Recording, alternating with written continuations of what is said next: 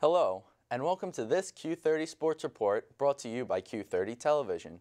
I'm Andrew Badillo, here to bring you everything that happened this past week in Quinnipiac Bobcats sports. And what a busy week it was. The men's hockey team hosted ECAC foes, the Cornell Big Red and the Colgate Raiders. The Bobcats lost to the Big Red 2-1 Friday night at High Point Solutions Arena. Quinnipiac outshot Cornell 41-14, but the physical play of the Big Red and solid goaltending by Andy Isles proved to be too much. Tommy Schutt tallied the lone goal for the Bobcats, and Michael Gartig made 12 saves in the loss. Saturday night, the Bobcats looked to get back on track as they played host to the Raiders of Colgate. Quinnipiac would fall to Colgate 3-1. Connor Jones scored the only goal for the Bobcats on senior night. With their 2 losses to Cornell and Colgate, the Bobcats have now moved down to 3rd place in the ECAC standings. Cornell remains 4th, but moved to within 1 point of Quinnipiac as Colgate jumped to 2nd place, clinching a first-round bye in the ECAC tournament.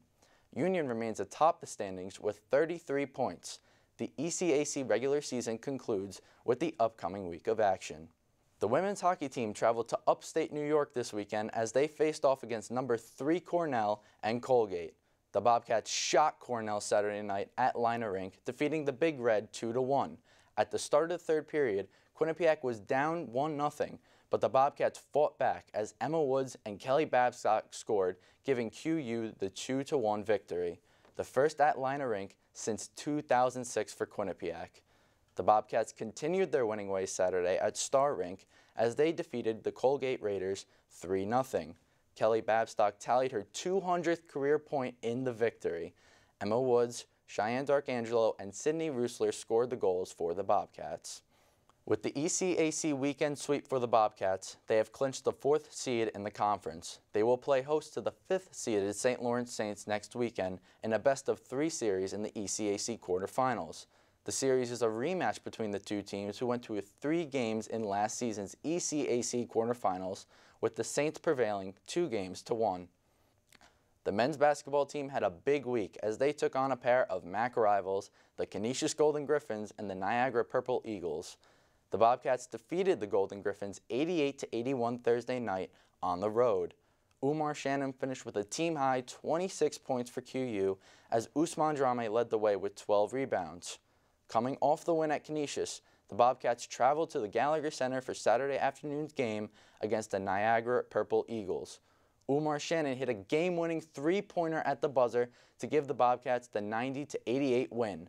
The incredible play was featured on SportsCenter's Top 10 Plays as the 3rd best play.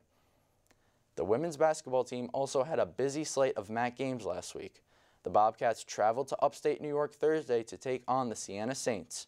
A late-game surge helped Quinnipiac defeat Siena 76-66.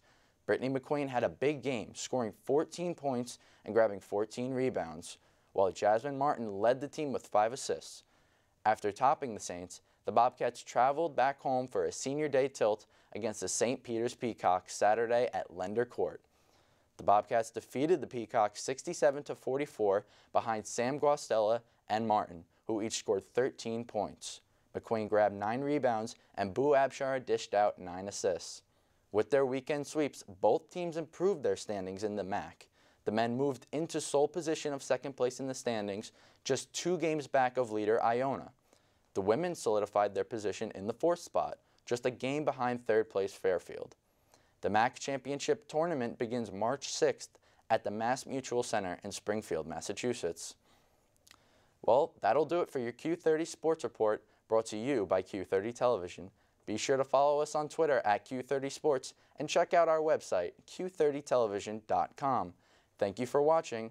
I'm Andrew Badillo, Q30 Sports.